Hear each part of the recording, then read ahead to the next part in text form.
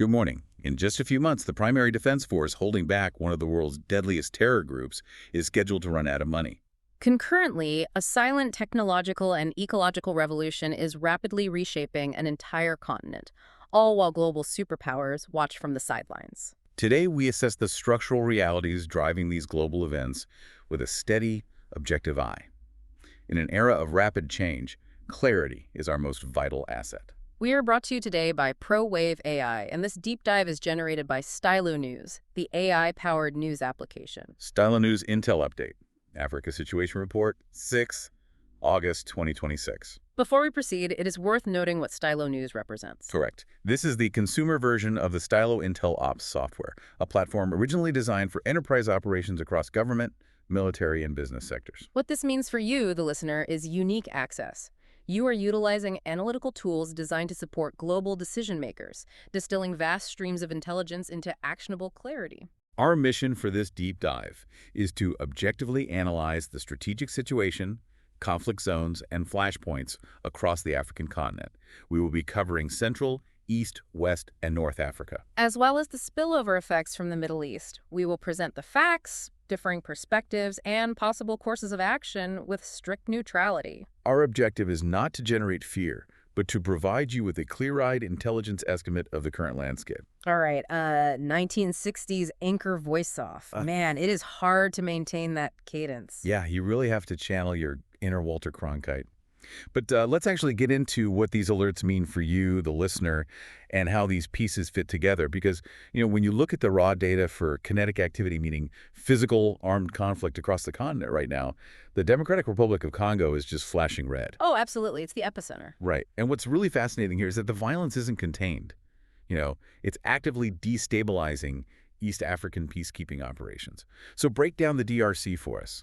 Yeah, so the structural instability in the DRC is, it's highly acute right now, especially in the northeastern region, where the Allied Democratic Forces, or ADF, remains the most severe threat. And just to clarify, they are affiliated with the Islamic State, right? Exactly. They are an IS-linked group, and the data we're looking at confirms they retain full logistical capacity for mass casualty events. They were recently linked to over 190 civilian fatalities in Ituri province. 190, wow. Yeah, it's devastating. But the ADF isn't even the only pressure point. If we look a bit further south, into South Kivu, the M23 insurgent group, also known as the AFC, is advancing really aggressively. They're the ones pushing toward the cities, right? Right. They are putting immense operational pressure on state forces, physically pushing toward places like Bukavu and Minova. And, you have to layer this massive security crisis over an environment that's already buckling. Because of the health crises. Yes. There is an ongoing Ebola outbreak, plus major constitutional protests in eastern cities. It's just a perfect storm. It's like if we look at this strategically, the DRC conflict acts like a regional tectonic fault line. But instead of magma slipping through the cracks, it's weapons, it's illicit gold, refugees, because the government in Kinshasa is struggling to secure its center, right? Right. So that immense pressure forces armed groups to bleed over the borders into neighboring countries just to survive or to secure resources. How exactly is this specific fault line pulling in states like Rwanda and Burundi? Because we're seeing reports involving the FDLR and Burundian troops taking casualties. Yeah, it's incredibly complex. The mechanism driving that spillover is proxy dynamics, which is compounded by the fact that these borders, they exist on a map, but they mean very little in the dense jungle. Right, they're practically invisible on the ground. Exactly. So take the Democratic Forces for the Liberation of Rwanda, the FDLR. That's a militia founded by actors involved in the 1994 Rwandan genocide. Which is a huge historical flashpoint. Massive. So their continued presence in eastern DRC acts as a permanent security trigger for Rwanda. Kigali views them as a literal existential threat, which drives all this regional diplomatic hostility. And simultaneously, you mentioned Burundian troops taking casualties in the Fizi and Minembwe regions of the DRC. Yeah, I was looking at that and thinking, wait, why is Burundi fighting inside the Congo? It's because the DRC's ungoverned spaces serve as safe havens for Burundi's own rebel groups, like the Arwadi Tabara insurgents. Oh, I see. Yeah, so Burundi is actively exposing its military to the DRC battle space to secure its own borders. They're essentially fighting a forward defense strategy. because they can't rely on the Congolese state to clear those borderlands for them. Right, they have to do it themselves. Okay, so this tectonic friction is just vibrating all the way across the continent because Uganda is right there on the border too. And Uganda is, broadly state stable. They have functioning institutions. They just declared an end to their own Ebola outbreak. Which removes a massive stressor for them, thankfully. Huge. But they share that highly porous border with the DRC, where the ADF operates. And their commitment to regional security brings us to that massive looming deadline in East Africa that we mentioned at the top, the AUSOM funding cliff. Right, the African Union's Support and Stabilization Mission in Somalia. AUSOM. Yeah, AUSOM. The United States has formally announced it is ending logistical funding for AUSOM after December 2026. That's just months away. Very soon. And to understand why this matters, you have to look at what logistical funding actually entails. We aren't just talking about, issuing paychecks to soldiers. Okay, what are we talking about? We are talking about aviation fuel for medevacs, transport aircraft to move troops across hostile deserts, heavy ammunition supply lines. So basically, without those logistics, an army can't project power at all. They can't. They essentially become sitting ducks. AUSOM is the primary bulwark against al-Shabaab in Somalia, and al-Shabaab is, they are highly adaptive and incredibly lethal. And they're active right now. Very. Just recently, suspected al-Shabaab fighters conducted a cross-border IED ambush in Mandera County, killing 5 Kenyan security personnel. Wow. And the mechanism of that attack, crossing the border, planting an improvised explosive, and exfiltrating it, demonstrates that if AUSOM loses its mobility due to this funding cliff, al-Shabaab will immediately exploit that vacuum. They'll just expand their operational footprint right into Kenya and beyond. Exactly. Wait, I need to stop you there, though, because I really want to look at Ethiopia's role in this. The reports indicate Ethiopia is committed to keeping its troops in Somalia to support this mission.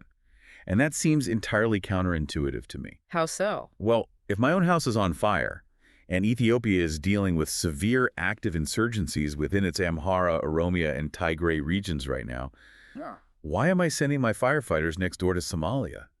What is the strategic calculus driving that decision for Ethiopian decision makers? Yeah, it totally looks contradictory until you view it through the lens of a buffer zone strategy. Okay, explain that. Ethiopian leaders calculate that if ASM collapses and al-Shabaab takes Mogadishu, the resulting terror state would be a far greater existential threat to Ethiopia than its current internal rebellions. Oh, wow. So they view al-Shabaab as the ultimate threat. Yes. Al-Shabaab has a long documented history of attempting to penetrate Ethiopia's eastern borders. So Addis Ababa is willing to endure severe domestic military strain to keep the front line in Somalia rather than fighting al-Shabaab inside Ethiopian territory. Right. It's essentially a lesser of two evils calculation. So who steps in to fix this funding cliff? Right. Because you have Ugandan Defense Minister Kyrioa Kiwanuka and AU officials urgently pushing the UN Security Council for a sustainable financing model, right? They are. The AU is even floating the idea of transitioning AUSOM from a heavy kinetic military force to a leaner, more political mission just to save money. But that risks losing physical ground to al-Shabaab. Precisely. It's a huge gamble. The UN Security Council is currently weighing options to authorize continued support, but the clock is ticking loudly. And the public is highly aware of that ticking clock. If you look at the social media sentiment data we are tracking on X, users in East Africa following hashtags like hashtag AUSO, they're expressing severe alarm over this December cliff. Yeah, the anxiety is palpable in the data. But interestingly, the data also shows broad, visible support for the African Union's diplomatic efforts. People want a localized solution, but they know they need the international logistics to make it work. Right, they see the necessity of the partnership. Let's follow this thread westward, though, because if the resource wars of Central Africa show what happens when a state struggles to control its vast periphery, the Sahel region in West Africa shows what happens when states actively isolate themselves politically. Very true. We are looking at Mali, Niger, and Burkina Faso. These are states controlled by military juntas, but territorially they are deeply insecure. Yeah, the core paradox in the Sahel right now is that political control of the capital absolutely does not equal operational control of the country. That's a great way to put it. Take Mali, for example. The al-Qaeda affiliate JNIM currently holds the operational initiative there. And instead of just launching hit-and-run attacks, JNIM is actively contesting lines of communication. Let's define what that actually looks like on the ground for the listener. Yeah. Because contesting lines of communication sounds very, sterile and academic. Right. Practically, it means the militants are physically blowing up bridges. They are mining the major highways, blockading entire towns. They are literally cutting off the food, the fuel, and the military resupply routes that connect the capital to the outer provinces. So they are economically strangling the state. Exactly. It's a siege tactic. The irony here is just so thick. These military juntas overthrew civilian governments by explicitly promising to deliver better security, right? That was their entire justification, yes. Right. And they severed ties with traditional Western military partners and regional blocs like ECOWAS, and instead brought in Russian paramilitaries, specifically the Africa Corps. But the intelligence you're analyzing shows that jihadist freedom of movement is actually increasing. It is. It's getting worse. Take the recent incident in Kyrenia, Mali. Human Rights Watch reported that a Russian Africa Corps airstrike, which was intended for terrorist commanders, resulted in the deaths of 8 civilians, including children. And that incident perfectly illustrates the mechanism of failure here. When you replace deep regional intelligence sharing networks with blunt force paramilitaries, you lose all surgical precision. You're just hitting things with a hammer. Exactly. The heavy-handed tactics and civilian casualties alienate the local populations. And in an insurgency, the local population is the center of gravity. Right. If they hate you, you lose. Yes. When state-aligned forces harm civilians, it acts as a massive recruitment driver for groups like JNI. The juntas traded international legitimacy for brute force, and they effectively handed the strategic initiative right back to the insurgents. I want to push back on the governance angle a little bit, though. Okay, go ahead. You mentioned the juntas failing to provide security because of their isolation, but look at Nigeria.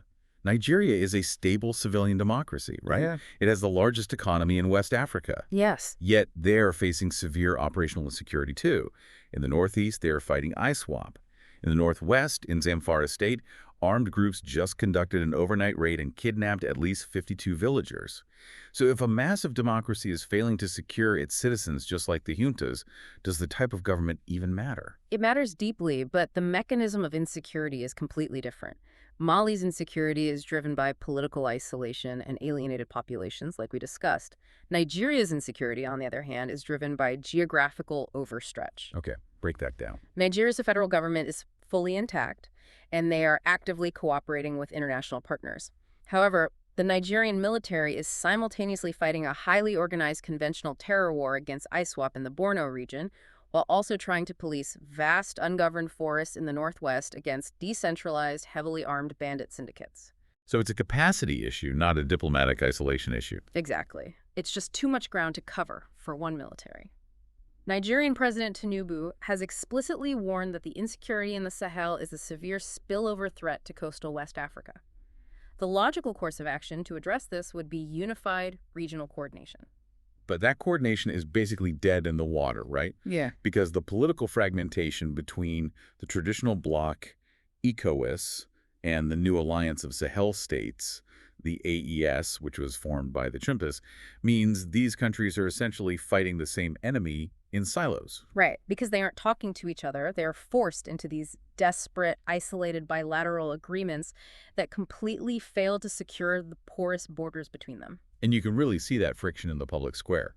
The sentiment tracked on X under hashtags like hashtag Sahel crisis or hashtag Mali, it's just a knot of contradictions. What's the data showing? Well, the data reveals very strong anti-Western and pro-sovereignty narratives, heavily supporting the junta's rhetoric. Which is expected. Yeah, but simultaneously there is this palpable, angry frustration over the failure of both the local militaries and their Russian partners to actually halt the violence.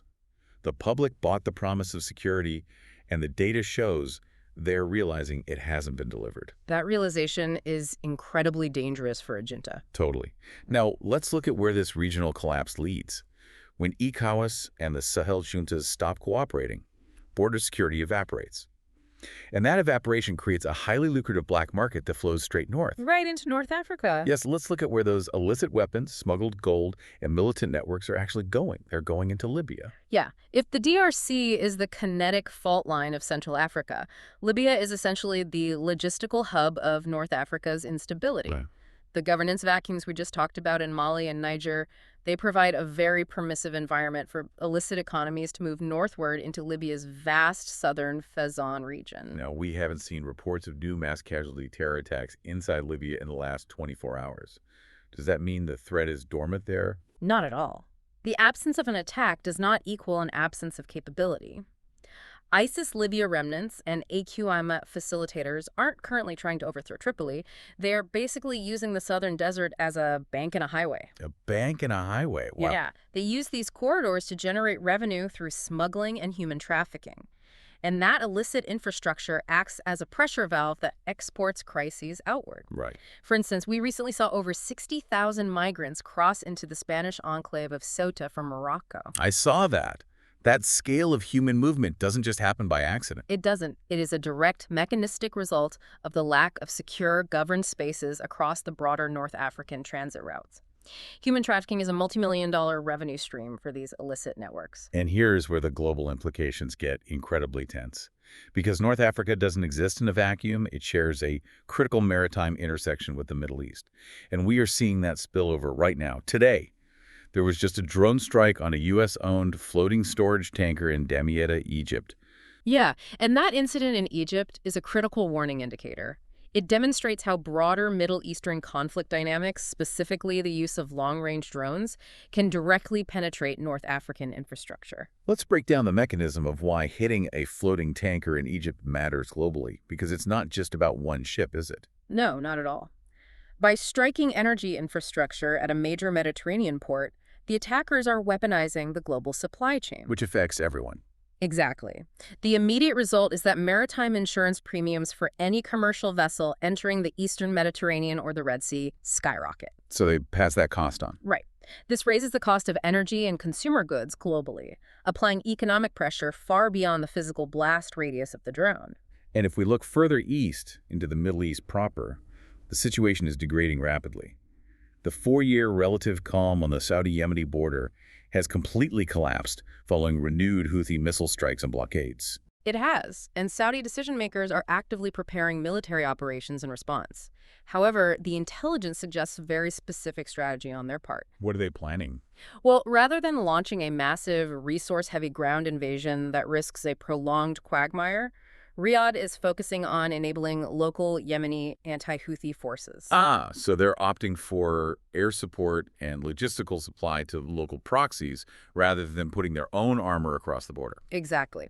It is a containment strategy designed to limit their own domestic military exposure while still applying kinetic pressure. And they are not the only ones recalibrating their strategy right now. U.S. Central Command, CENTCOM, is actively crowdsourcing unconventional military strategies to pressure Iran, which, as we know, backs the Houthis. They are weighing a full spectrum of options, carefully trying to balance diplomatic engagement against the potential need for limited kinetic strikes. It is a highly volatile matrix right now. So for you listening, here are the near-term indicators you should be monitoring to see where this all goes next. First, watch for any further M23 advances toward Bukavu in the DRC. That will tell us if the East African fault line is rupturing further. Absolutely. Second, keep a close eye on the UN Security Council deliberations regarding that AOSOM funding cliff this coming December. That's a huge one. And finally, stay alert to any escalatory maritime attacks in the Red Sea or the Mediterranean, as those are the clearest metrics of Middle East spillover impacting the global economy. Great advice. And that brings us to the end of today's formal intelligence brief. That is a tremendous amount of complex, overlapping terrain to cover in a short period. I need a breath. It really is. Yeah. When you're dealing with interconnected conflicts, shifting alliances, and massive data streams, you really need a mechanism to filter the noise and find the actual signal.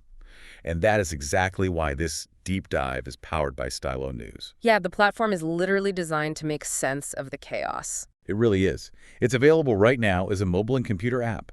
Stylo News allows you to customize your own personal intelligence-style briefs. It aggregates data from hundreds of traditional news sources, layers in the sentiment analysis from X, and synthesizes it for you on demand, just like the analysis we walked through today. It's incredibly powerful. If you want AI-powered news tailored specifically to the regions, industries, and topics you care about, you can subscribe right now at www.stylonews.com. We truly want to thank you for joining us on this deep dive. The geopolitical landscape is moving incredibly fast, and taking the time to understand the why and the how behind the headlines is the only way to remain genuinely well informed. Absolutely. We love doing these, and we want to hear from you. You can request specific topics, regions, or themes for future analysis. Just be sure to follow Stylo News on your favorite social media platforms and, drop us a line. But before we sign off, I want to leave you with one final, very different thread to pull. Okay, I'm listening. Throughout this deep dive, we have focused heavily on the loud mechanisms of power, right? Kinetic military strikes, insurgencies, troop movements. Right, the stuff that makes the front page. Exactly. But flying completely under the radar, there are silent economic and technological shifts quietly reshaping the African continent from the ground up. What kind of shifts are we talking about here? Well, while the world is entirely fixated on the security crisis in the Horn of Africa, Somalia recently joined the African Continental Free Trade Area. Really? Yes, they are aiming to integrate their economy into a massive 1.4 billion person market.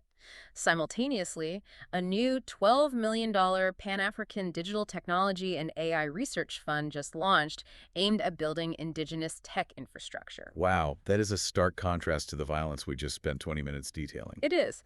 But perhaps the most surprising under-the-radar economic shift is agricultural. Okay, lay it on me. There is a booming, highly lucrative global trade in donkey hides flowing from Africa to China. Wait, what? Donkey hides? Yeah. What donkey hides? Yeah, so the hides are boiled down to extract a gelatin called ijiao, which is highly prized in traditional Chinese medicine. The demand is so high that it has actually created a massive black market. You're kidding. Nope. Donkeys are being mass slaughtered or stolen across rural Africa, and the mechanism here is devastating. For a rural African family, a donkey is their primary means of transporting water, hauling crops to market, plowing fields. It's their entire livelihood. Exactly. When that animal is stolen for its hide, the family's microeconomy collapses instantly. This niche global trade is quietly triggering a massive ecological and agricultural crisis across the entire continent. Wow. A global wellness trend in Asia is inadvertently destroying rural agricultural supply chains in Africa.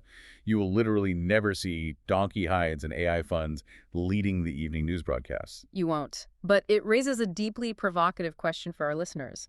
While global superpowers fixate on the tectonic fault lines of military conflict, could these silent, subtle economic and technological currents ultimately dictate Africa's future more decisively than the battlefields? That is a fascinating question to ponder. The true fault lines aren't just military. They are economic, agricultural, and technological, just grinding away right beneath the surface. Something for you to mull over until next time. Thanks for listening.